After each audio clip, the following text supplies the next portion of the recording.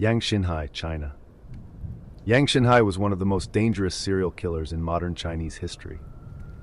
Many people outside China have never heard his name, but inside the country, his crimes shocked everyone who later learned about them. He became known as the Monster Killer because of how cruel and violent he was. Yang was born on July 17, 1968, in a very poor rural area in Henan Province, China. His family struggled to survive. The area had suffered from hunger, violence, and fear for many years. People around him had seen death often, and life was harsh. From a young age, Yang learned that society was not kind and that survival was difficult. Yang was the youngest of 4 children. He was quiet, kept to himself, and did not have many friends.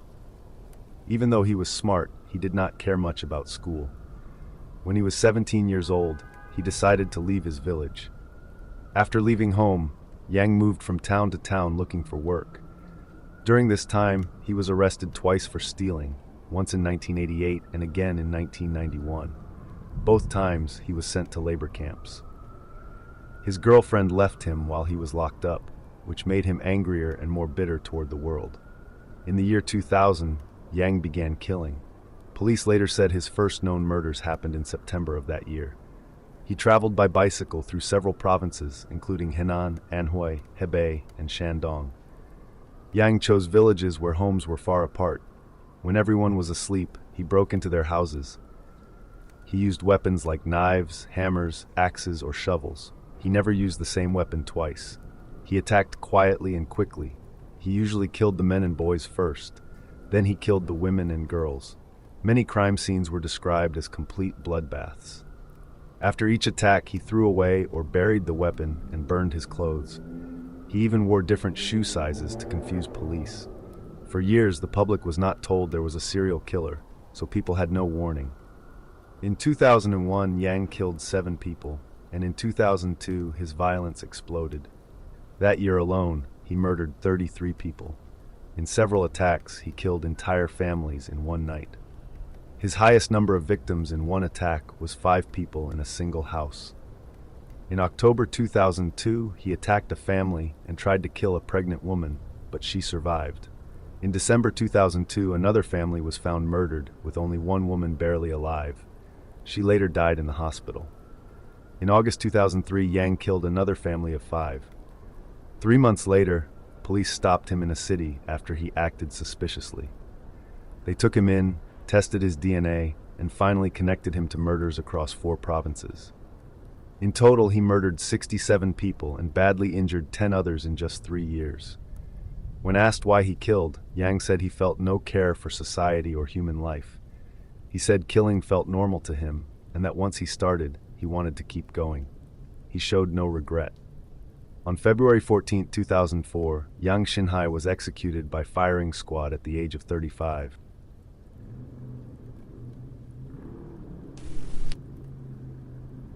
Joshua Anderson, cannibalistic serial killer who was active in Tulsa, Oklahoma, from 2006 to 2007, killing 5 people. His first victim was a man who was found beaten and fatally shot in early November of 2006. He killed 2 more men in late January of 2007, both of which were found laying in the middle of residential streets, dead from gunshot wounds. The next month, he committed his 2 final murders during one of the most sickening and depraved home invasions ever. The victims were an elderly woman and her adult son, who were forced to be intimate with each other at gunpoint before being shot to death. Anderson proceeded to eat pieces of the woman's brain before setting the house on fire and fleeing. Irina Gaidamachuk, Russia. Irina Gaidamachuk was a woman who lived in a small Russian town called Krasnofimsk. To everyone around her, she looked normal.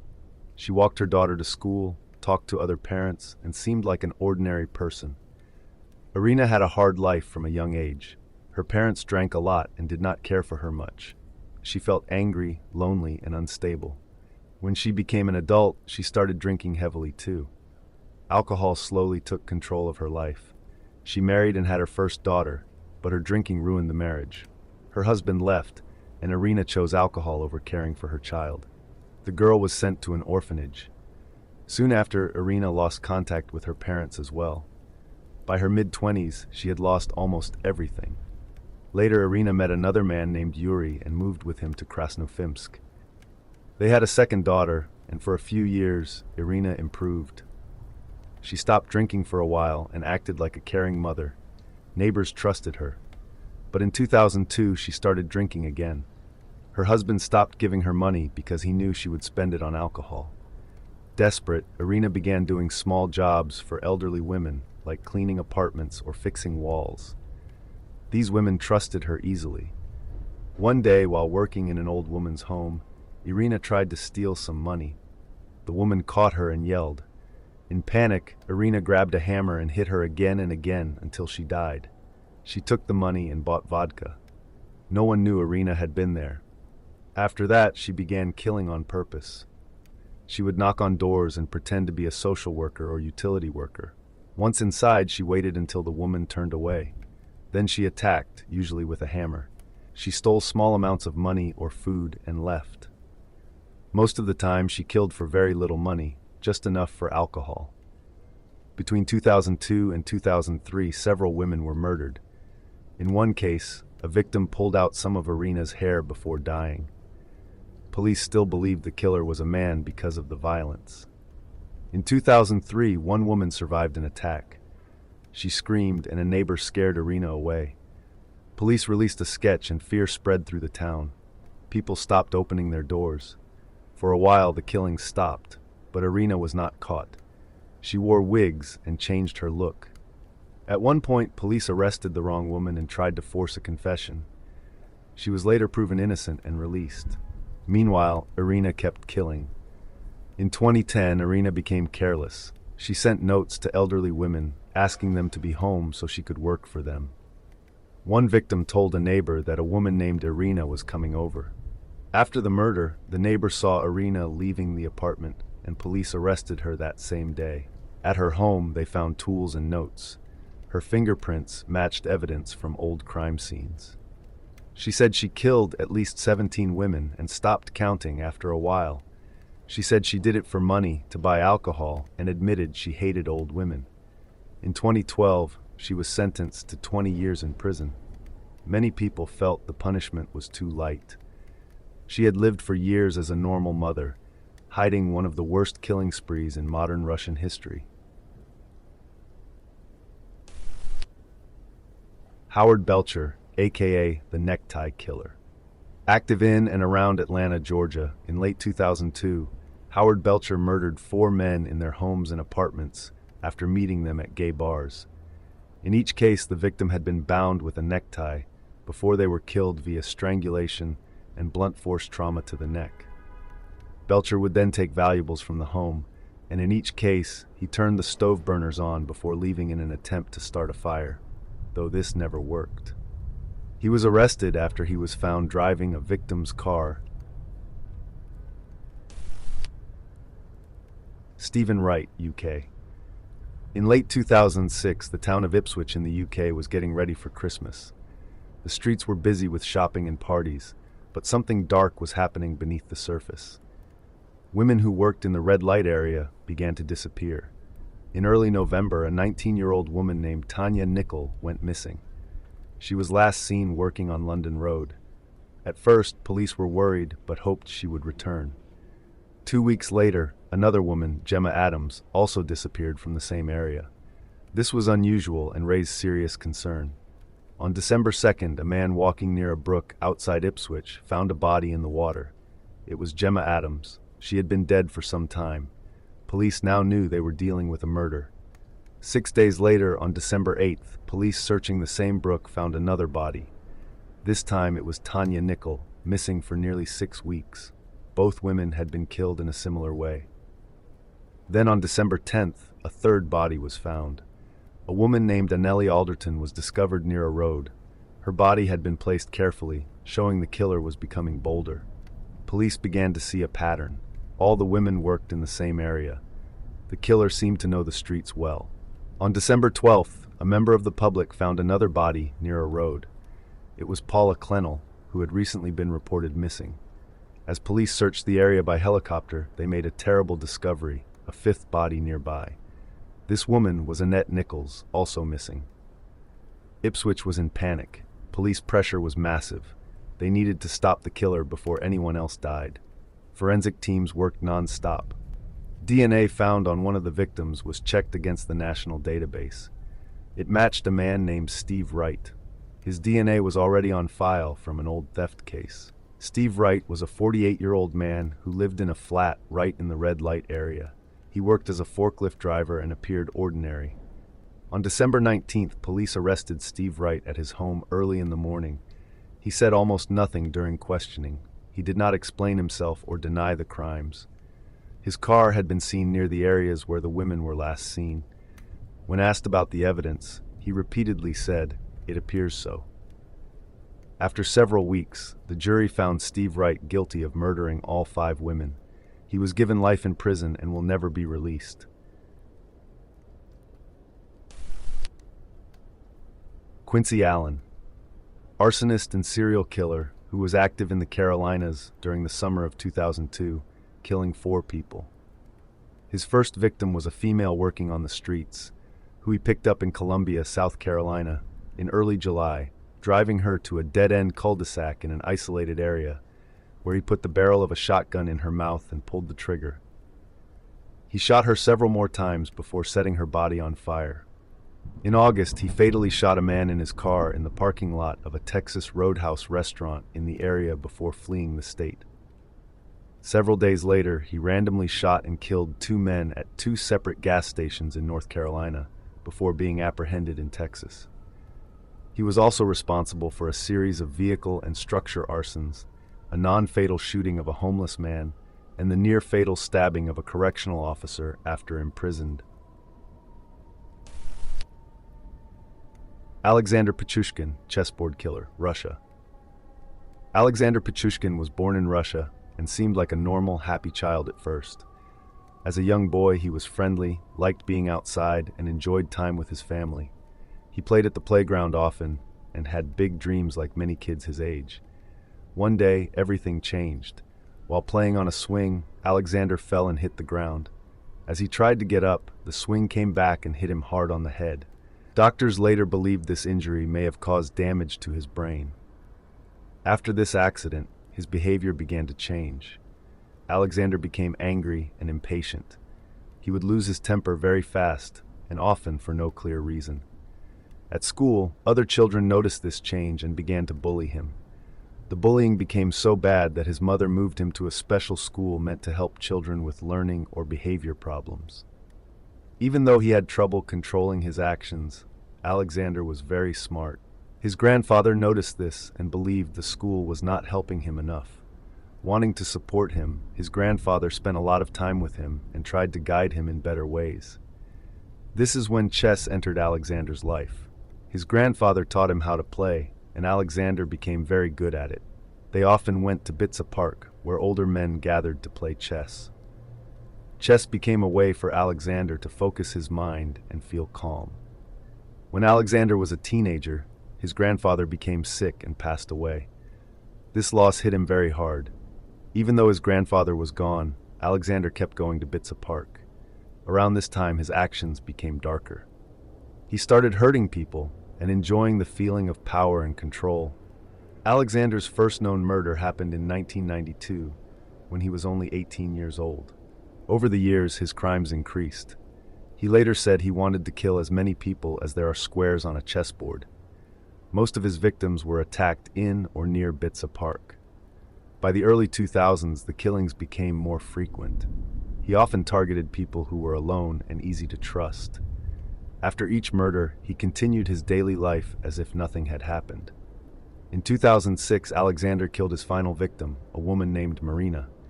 This time, police found important evidence that linked him directly to the crime. Security cameras showed him with her shortly before she died. With this proof, police finally arrested him. When questioned, Alexander openly spoke about his crimes. He led police to crime scenes and showed no regret.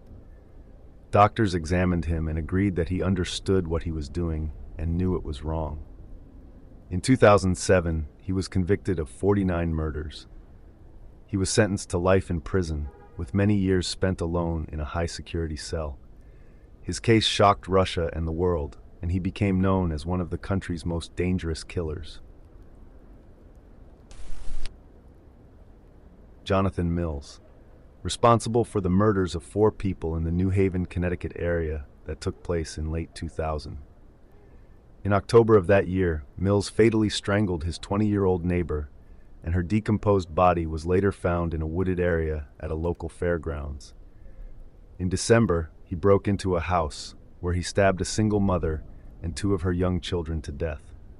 Mills was the cellmate of serial killer William Howell and helped police locate bodies of Howell's victims by befriending him and encouraging to share details about his crimes. Levi Bellfield, UK. Levi Bellfield was born on May 17, 1968, in Isleworth, West London. He grew up in a Romani family and was one of 5 children. When Levi was 10 years old, his father died from leukemia.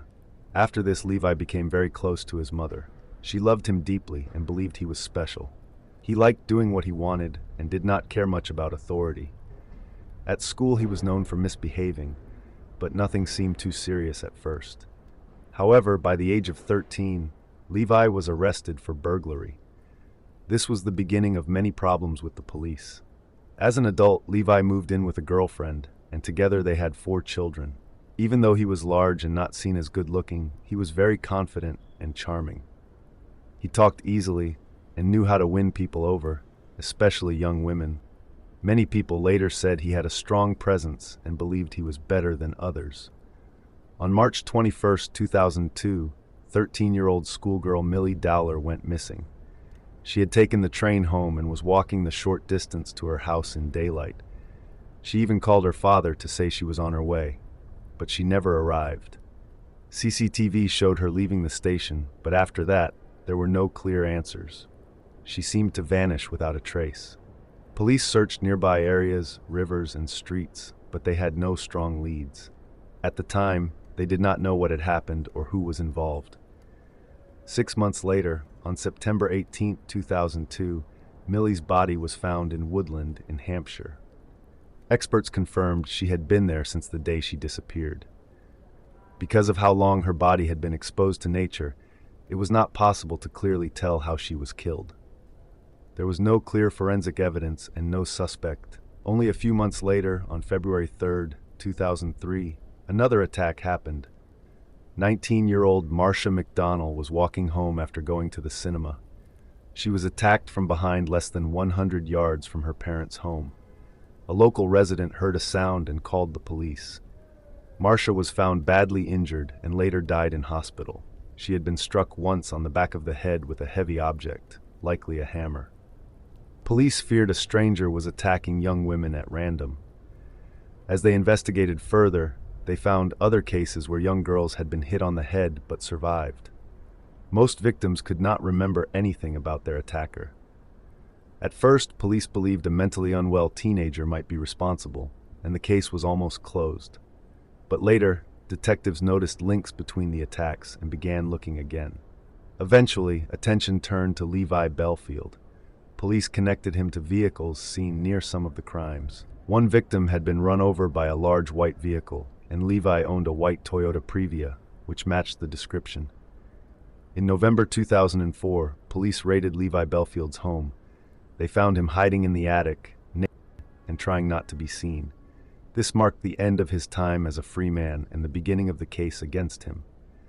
In 2008, Bellfield was found guilty of murdering Marcia McDonnell and Amélie Delagrange and of attempting to murder Kate Sheedy. He was given a whole life prison sentence. Later, police reviewed the Millie Dowler case again. They discovered Bellfield had been living just yards away from where Millie was last seen. CCTV showed his partner's car leaving the area minutes after Millie vanished.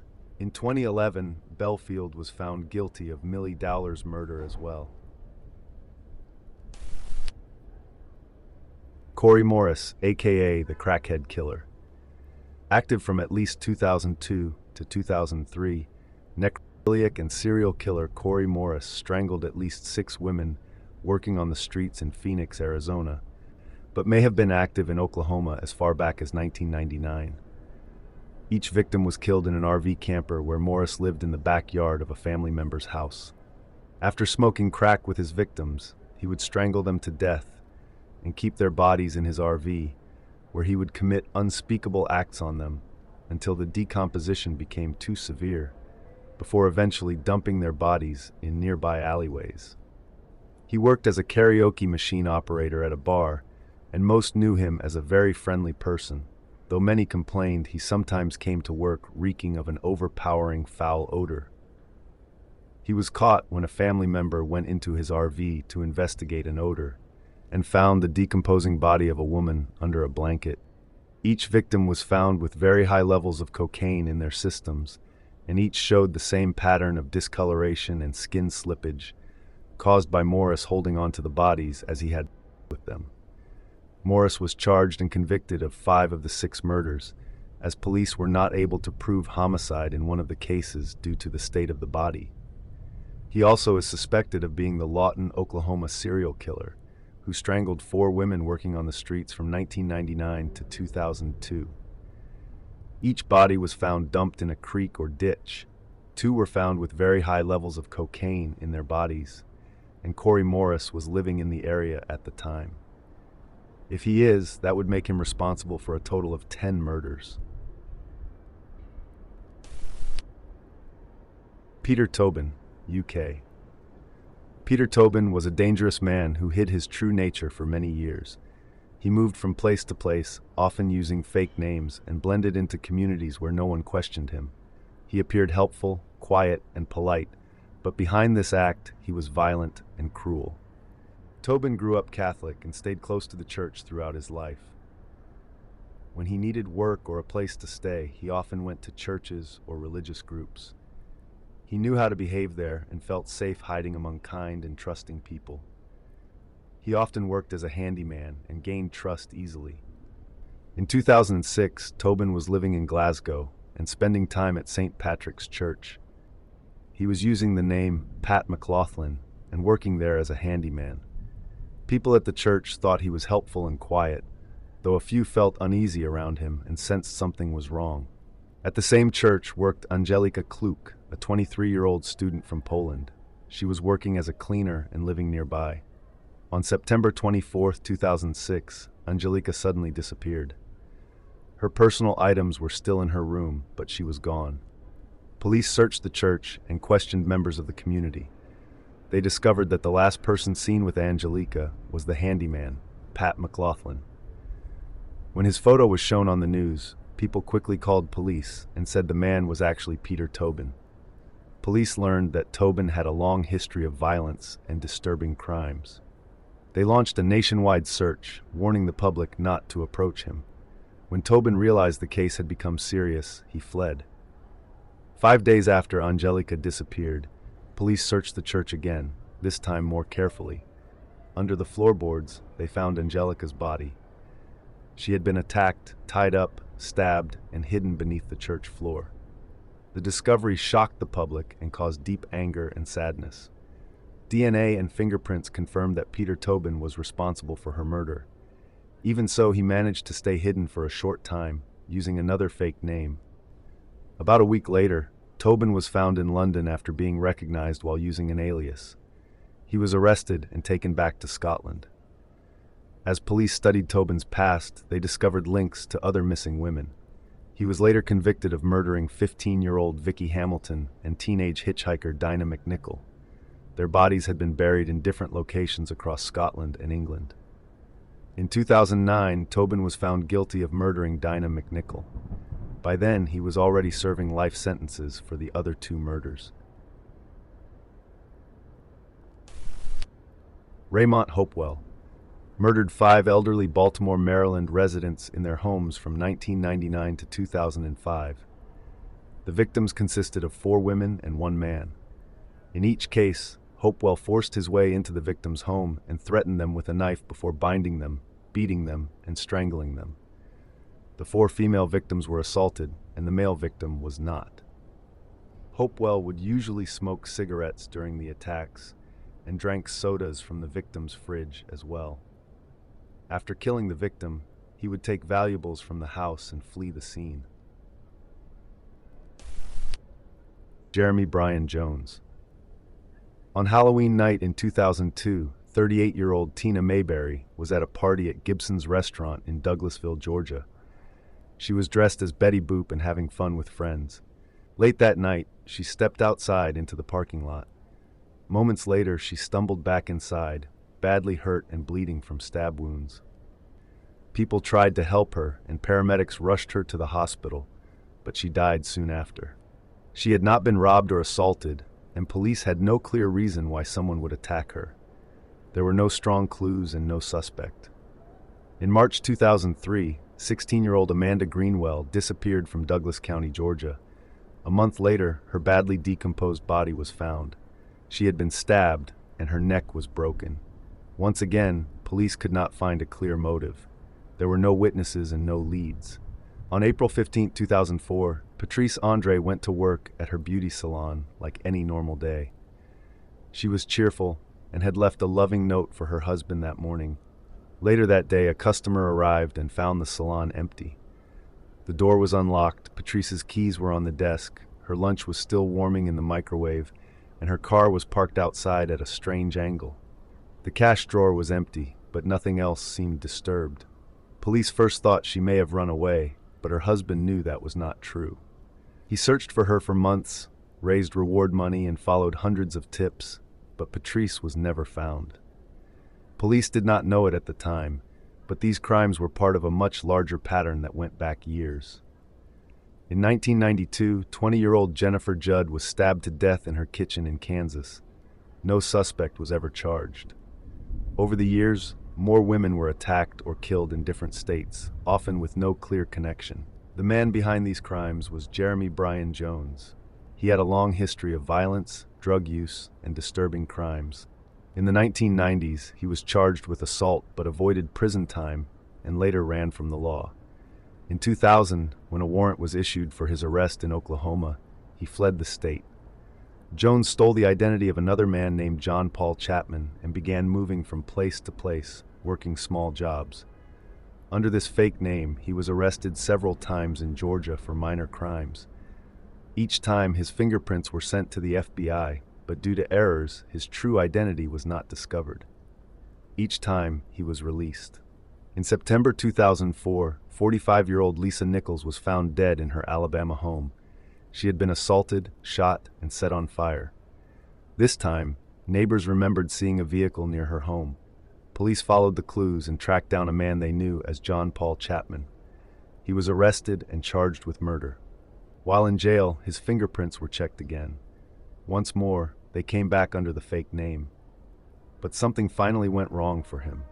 Police learned that the real John Paul Chapman was already in prison. After more digging, they uncovered the truth. The man in custody was actually Jeremy Bryan Jones. While awaiting trial, Jones began confessing. He claimed he had killed many women across several states, including Tina Mayberry, Amanda Greenwell, Patrice Andre, and others. He gave details that only the killer would know. Investigators believe he may be responsible for over a dozen murders. Later, Jones took back many of his confessions, saying he only talked to get attention and privileges. Even so, evidence tied him directly to the murder of Lisa Nichols. In 2005, he was convicted of assault, kidnapping, and capital murder. A jury recommended the death penalty, and the judge agreed. Jeremy Bryan Jones was sentenced to death. Charles Burns. Active throughout 2006, Charles Burns murdered 4 women working on the streets in the Aberdeen, Maryland area. In May of that year, 42-year-old Sheila Turner went missing, and later that month, 43-year-old Lillian Phelps also disappeared. In June, the badly decomposed body of Sheila Turner was found in a field near an isolated farm road. She died from strangulation. Several days later, a farmer found the body of Lillian Phelps in a secluded, brushy area near another rural farm lane. She had also been strangled, and her killer had run over her body with his vehicle, fracturing her ribs, ripping off her jaw, and puncturing her skull with a metal bolt. In September, a man walking his dog found the skeletal remains of 51-year-old Joyce Tolliver and 25-year-old Jennifer Blankenship in an empty field near a set of railroad tracks, both of whom had gone missing earlier that year. Burns was only charged and convicted of the Phelps murder, but police are confident that he committed all four. At least 6 other local women who survived their encounters with Burns reported that he had driven them to rural areas and attacked them.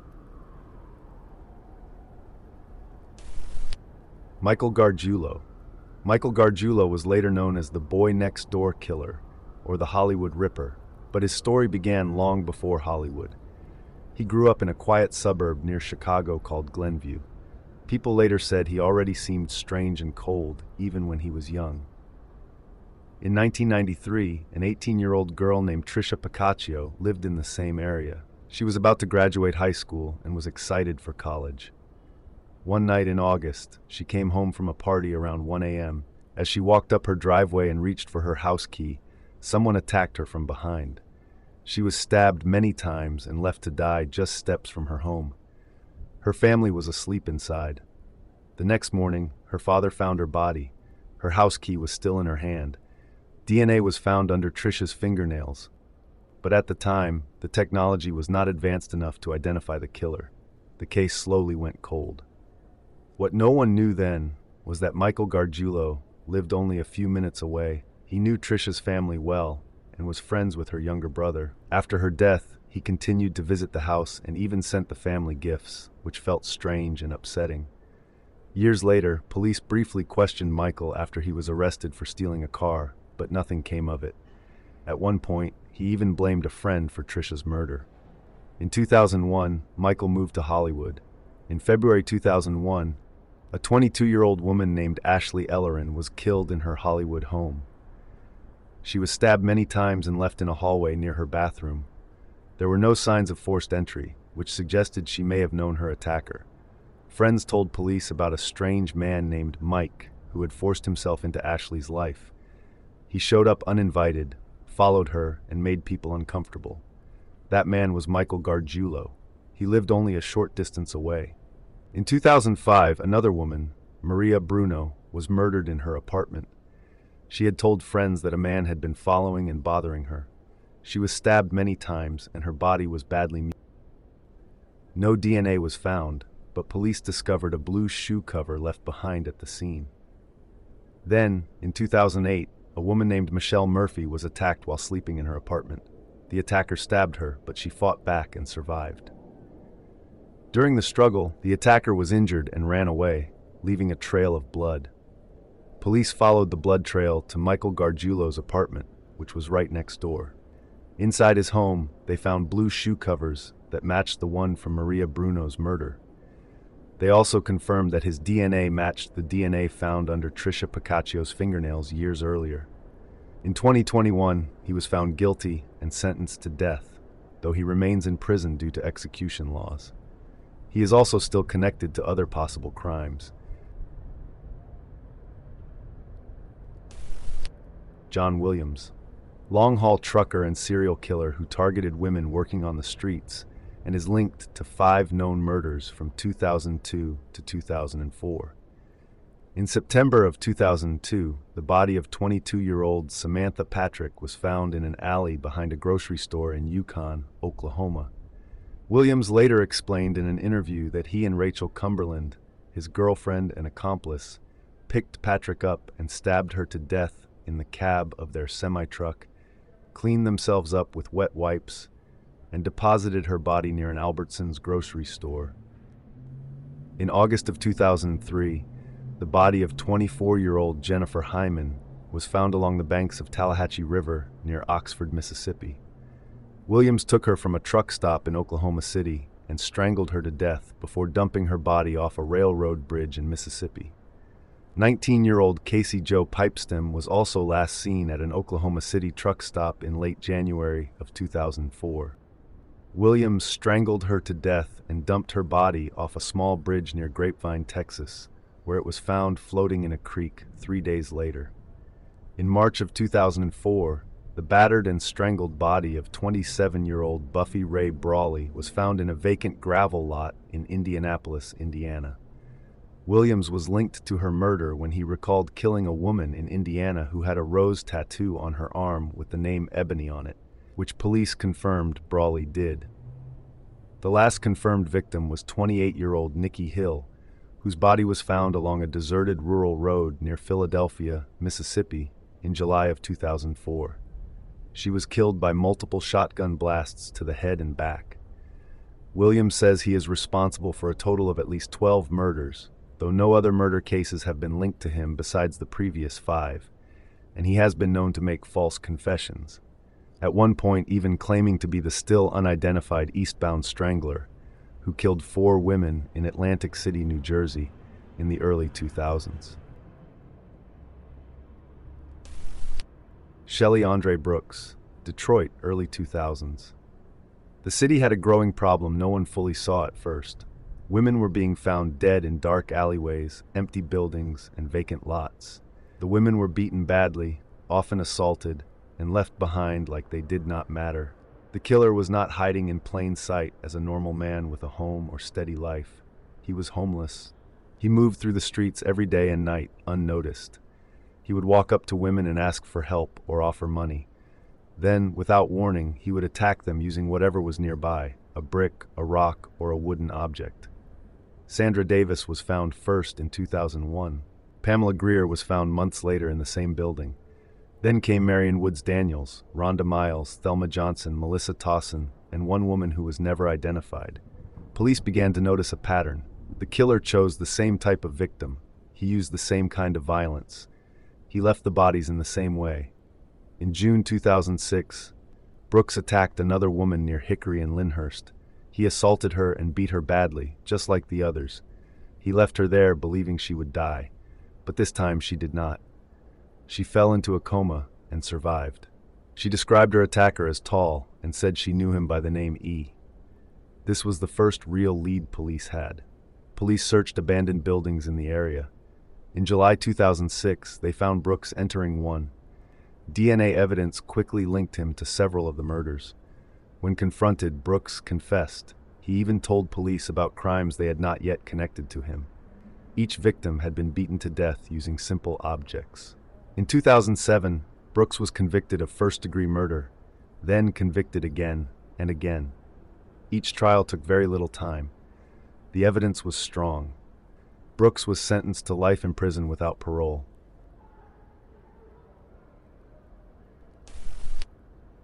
Vladimir Viktorovich Mirgorod. Vladimir Viktorovich Mirgorod became one of the most dangerous killers in Moscow in the early 2000s. In January 2002, a 25-year-old woman named Tatiana came from Minsk to Moscow.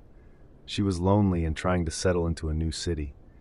One cold winter day, a young man came up to her on the street. He asked why she looked sad and tried to cheer her up. Soon after, the man ended up at her apartment on Leningradsky Prospect. The man robbed Tatiana and strangled her. Her body was found tied up, with marks on her neck. Several valuable items were missing. For more than a year, nothing connected this crime to others. In March 2003, 22-year-old Svetlana came to Moscow to visit relatives. She danced, worked hard, and sent money home. She had plans to marry and felt happy with her life. One evening, a stranger stopped his car and offered her a ride home. She agreed. The driver changed the route, attacked her, and strangled her with a scarf. A few days later, another young woman, 20-year-old Yekaterina, went missing after work. Her body was found in a wooded area. She had been attacked and strangled the same way. In April 2003, a fourth body was found. The victim was 34-year-old Natalia, who had come to Moscow from another city. She was killed in a rented apartment. Around the same time, another woman was murdered in a city park. She was the wife of a police officer. After a fight with her husband, she left their car and walked alone. A stranger gained her trust and killed her. In July 2003, the violence continued. 2 28-year-old women were killed just days apart. One was strangled with a rope, the other with a belt. One of the bodies was found near a botanical garden. Later that month, a 43-year-old woman named Lydia invited a stranger to her home to drink with her. He killed her. When her 13-year-old son Anton came home and saw what happened, the killer murdered him too, to remove a witness. In 2005, a man named Vladimir Mirgorod was sent to prison for assault and robbery. No one suspected him of murder. In 2010, Mirgorod was released. During a routine police visit, he casually said he had committed more serious crimes. This alarmed investigators. His fingerprints were checked and matched evidence from murder scenes between 2002 and 2004. Mirgorod confessed to several murders. DNA tests proved his guilt in many more. He used anything he could to strangle his victims: belts, scarves, cords, and straps. On January 30, 2012, Vladimir Mirgorod was found sane and sentenced to life in prison. He showed little regret and said he killed simply because no one stopped him. Norman Flowers. Norman Flowers was born in 1974 and grew up in Compton, California. His childhood was rough, his family life was unstable, and he was exposed to abuse and neglect at a young age. As he grew older, he began getting into trouble with the law. In the 1990s, he was arrested several times for crimes like burglary, robbery, and arson. After serving time in prison, he was released in 2003 and later moved to Las Vegas. On October 18, 2004, Flowers killed his first known victim, a 28-year-old woman named Keisha Brown. He attacked her inside her apartment, assaulted her, and then killed her by stabbing and strangling her. After the attack, he left her body in the bathtub. She was found the next day. After this murder, Flowers continued living a normal-looking life. He started dating a woman named Deborah Quarles and became close to her family. He also met her 18-year-old daughter, Sheila. Around this time, Flowers also became a father. To people around him, he appeared calm and caring. In March 2005, Deborah left for work one morning while Sheila stayed home. During the day, Flowers let himself into the apartment. He attacked Sheila in the bathroom, beating her, assaulted her, and strangling her. He left her body in the bathtub filled with hot water. Before leaving, he stole her phone, bank card, and jewelry. Deborah later came home and found her daughter dead. At the same time, Flowers acted supportive and comforted Deborah, even suggesting counseling for her grief. After Sheila's murder, Flowers began seeing another woman he had known for years. But the violence did not stop. On May 4, 2005, Flowers killed 2 more women in one day. First, he broke into the apartment of a 45-year-old woman named Marilee Coote. He attacked her, assaulted her, and strangled her to death. Just hours later, he tried knocking on another woman's door, but no one answered. A few hours after that, he broke into yet another apartment. This time, the victim was 25-year-old Rena Gonzalez. Flowers assaulted her and strangled her using a phone cord. Later that same night, he approached another woman in the same area and tried to kiss her, but she rejected him. Police began to see a pattern. Flowers was questioned but denied any involvement. However, DNA evidence from the crime scenes began to connect him to the murders. On June 6, 2005, he was arrested. After his arrest, the killings stopped. Further testing confirmed that the same man was responsible for the murders. Although DNA from another man was found on Sheila's body, that man was proven innocent and cleared. Flowers was later put on trial. In 2008, he was found guilty of Sheila's murder and sentenced to life in prison without parole. In 2011, he accepted responsibility for the other murders through a legal plea and received 2 more life sentences. Years later, in 2023, police confirmed that DNA also linked Flowers to the first murder of Keisha Brown.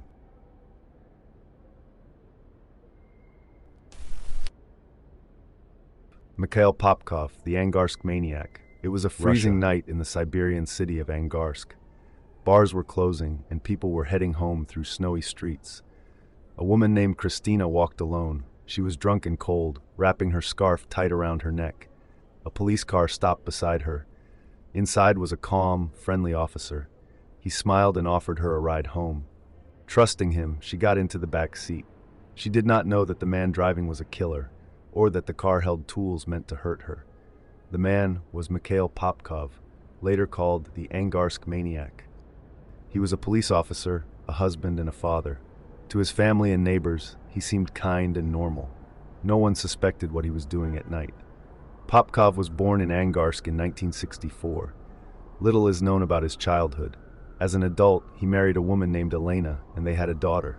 At home, he was caring and gentle. He went to school events and helped his family.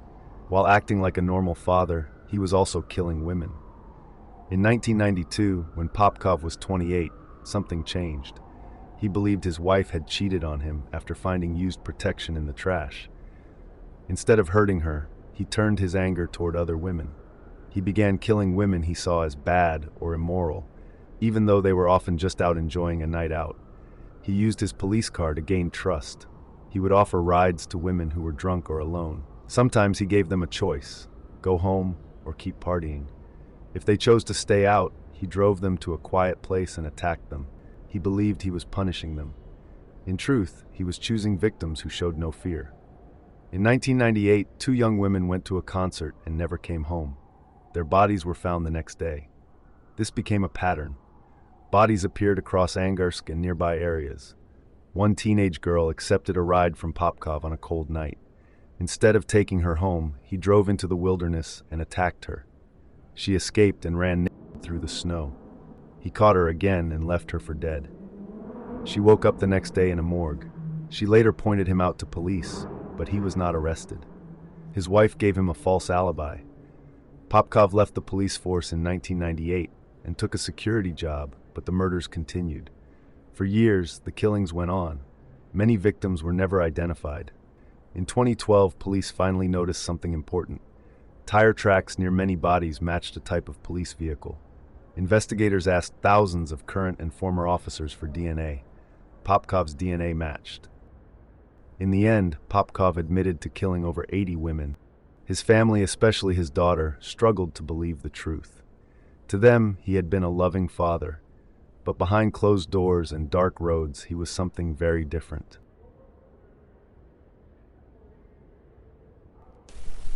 Anthony Sowell, USA. On September 22, 2009, a woman named Latrina Billups met a man at a bar in Cleveland, Ohio. They talked, got along, and he invited her back to his house to drink more. At first, everything seemed fine. Then, without warning, the man became violent. He hit her, choked her, and assaulted her until she passed out. When Latrina woke up, she was still trapped in the house. She stayed calm and told the man she would not tell anyone if he let her go. As soon as she was safe, she went straight to the police. Police went to the man's house to arrest him. His name was Anthony Sowell. He was not there. Instead, officers found something far worse. Inside the house and yard, they discovered the remains of multiple women. This turned a single assault report into one of the worst murder cases Cleveland had ever seen. Anthony Sowell was born in 1959 and grew up in East Cleveland. His home was full of abuse, and as he grew older, he became involved in disturbing violence himself. As an adult, he joined the U.S. Marine Corps and later returned to civilian life. To people around him, he seemed quiet and normal. In the late 1980s, Sowell began attacking women. He would meet them, invite them to his home, then tie them up, choke them, and assault them. Some women escaped and reported him. In 1989, he was arrested and later sentenced to 15 years in prison for attempted assault. While he was in prison, several women in Cleveland were murdered by strangulation. At the time, the cases were not linked to him. Sowell was released from prison in 2005. He moved back into the community and registered as an offender. He found work at a factory, dated women online, and later quit his job. Neighbors began to notice a terrible smell coming from his house, but nothing was done. In October 2009, police returned to arrest Sowell after Latrina's report. He had already fled. Officers got a warrant and searched his house. They found 2 bodies. More searches revealed more remains, both inside the house and buried in the yard. Sowell was arrested days later while walking not far from his home. In total, the remains of 11 women were found. Most had been strangled. The victims ranged in age from their 20s to their 50s. Many families had searched for them for months or years without answers. In 2011, Anthony Sowell went to trial. He was found guilty of murdering 11 women along with dozens of other charges. He was sentenced to death. In 2021, he died in a hospital from illness while still in custody. Gary Michael Hilton, National Forest serial killer, USA. Gary Michael Hilton was born on November 22, 1946, in Atlanta, Georgia. His parents divorced when he was young, and his mother later remarried. As a teenager, Gary shot his stepfather with a gun. His stepfather survived and did not press charges. Later, Gary joined the U.S. Army and spent time in Germany. He was discharged in 1967. Over the years, Gary married and divorced 3 times. He was arrested many times for crimes like drunk driving, theft, drugs, and carrying a gun without a license. Most of the time, he only received probation or short punishments. In October 2007, an elderly couple, John and Irene Bryant, went hiking in a national forest in North Carolina. They never came back. 2 weeks later, police found their car in the forest, but the couple was gone. Later, Irene's body was found nearby. She had been beaten to death. Police believed John had been taken by the killer. After this, John's bank card was used to withdraw money from an ATM. Security video showed a man in a rain jacket, but it was not John. Months later, John's remains were found in a forest in Georgia. In December 2007, a woman named Cheryl Dunlap went missing in Florida. Her car was found near a forest with a tire punctured. Her bank card was used several times at ATMs. Security cameras showed a man wearing a tape mask. Days later, Cheryl's body was found in the forest. Her head and hands were missing and were found later in another location. Witnesses reported seeing Gary Hilton around the time Cheryl disappeared. On January 1, 2008, a 24-year-old woman named Meredith Emerson went hiking on Blood Mountain in Georgia with her dog, Ella. She never returned. Police searched the area and found her belongings, including dog items and a baton. Witnesses reported seeing a strange man walking a dog and acting oddly on the trail. A van matching Gary Hilton's was seen near the trail. Gary's former employer contacted police and said Gary might be the man they were looking for. Soon after, Meredith's dog was found alone in a grocery store parking lot. Police received tips that Gary was cleaning out his van at a gas station. He was arrested there. Inside his van, police found blood that matched Meredith's DNA. Her belongings were also found in the trash. After being offered a deal, Gary confessed. He admitted to kidnapping Meredith on the trail and killing her days later with a tire iron. Meredith's body was found where Gary said it would be. Gary later pleaded guilty to murder in Georgia and received life in prison. He was also convicted in Florida and sentenced to death for Cheryl Dunlap's murder. He received another life sentence for the murders of John and Irene Bryant. Derrick Todd Lee, USA. Derrick Todd Lee was a serial killer who operated in and around Baton Rouge, Louisiana in the early 2000s. He did not look strange or scary. He looked like a normal man, which made him very hard to catch. Police later said this was one of the main reasons he was able to keep killing for so long. One of his victims was Charlotte Murray Pace. She was young, smart, and successful. She finished school very early and had just gotten a great job in Atlanta. Before moving, she stayed in Baton Rouge and worked while waiting for her job to start. She was excited about her future. In May 2002, while getting ready for a friend's wedding, Murray heard a knock at her door. A man she did not know spoke to her and somehow talked his way inside. Once inside, he attacked her. She was assaulted and stabbed many times. The attack was extremely violent. Not long before Murray's death, another woman named Gina Green was murdered. She was found strangled in her bed. Before she died, she told friends she felt like someone was watching her. Police believed she had been attacked by a stranger. Another woman, Geraldine DeSoto, was killed not far away. Her murder was just as violent. A woman named Randy Mibruer disappeared from her home. Her small child was found wandering alone outside. Randy's body was never found, and her husband was first blamed. As police looked back, they realized the murders shared many details. The killer seemed to watch women, learn their habits, and approach them calmly. Police later remembered a local man named Derrick Todd Lee. He had been reported many times for looking into windows and hanging around neighborhoods. He had also been connected to a violent attack years earlier in a graveyard, but nothing came of it. Lee had a troubled childhood. He struggled in school, was often teased, and had a history of violence. As he grew older, his behavior became more dangerous, but many warnings were ignored. DNA testing finally connected the murders of Gina Green and Murray Pace. This confirmed there was a serial killer. Soon after, another woman survived an attack and gave police a description that looked like Derrick Todd Lee. Despite this, police focused on the wrong suspect for a long time. They believed the killer was white, based on old ideas about serial killers. This mistake allowed Lee to continue. Another woman, Pam Kinnemore, was kidnapped from her home and later found dead far away. DNA again matched the earlier murders. New DNA testing finally showed the killer was African American. Police focused on Derrick Todd Lee and took his DNA. It was a match. Lee fled the state but was arrested in Atlanta and brought back to Louisiana. He was found guilty in multiple cases. He received life in prison and the death penalty for one murder. He never confessed or showed regret. In 2016, Derrick Todd Lee died in prison from heart disease. 7 murders were proven by DNA. Israel Keyes. Israel Keyes was an American serial killer who lived a quiet life on the outside but committed terrible crimes in secret. People who knew him thought he was normal, calm, and polite. He was born in 1978 and grew up in a strict and isolated home.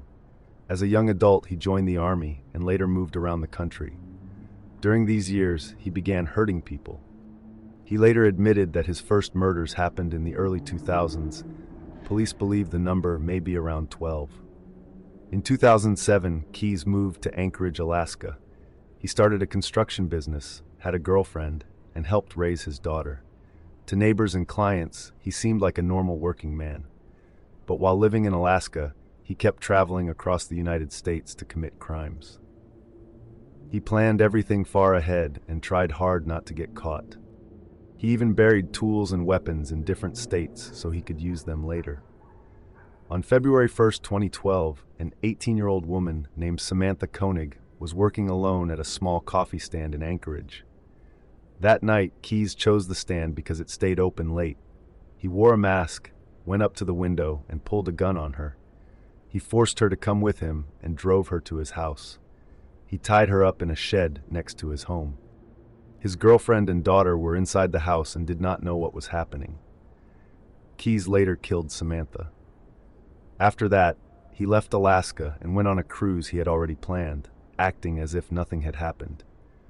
After returning from his trip, Keyes tried to make it look like Samantha was still alive. He sent messages and demanded money from her family. Days later, he got rid of her remains in a lake near Anchorage. Eventually, Keyes used Samantha's bank card at ATMs in different states. Police followed the trail. In March 2012, a police officer in Texas stopped Keyes for a small traffic issue. Inside the car, police found items connected to the crime, including Samantha's bank card and money from a robbery. Keyes was arrested and sent back to Alaska. At first, he refused to talk. Later, he admitted to taking Samantha from the coffee stand and killing her. He also confessed to killing other people in different states, including a couple in Vermont. However, he never gave full details or all locations. While waiting for trial, Keyes showed no real regret. He even tried to escape during a court hearing, but failed. Investigators said he often sounded proud and excited when talking about his crimes.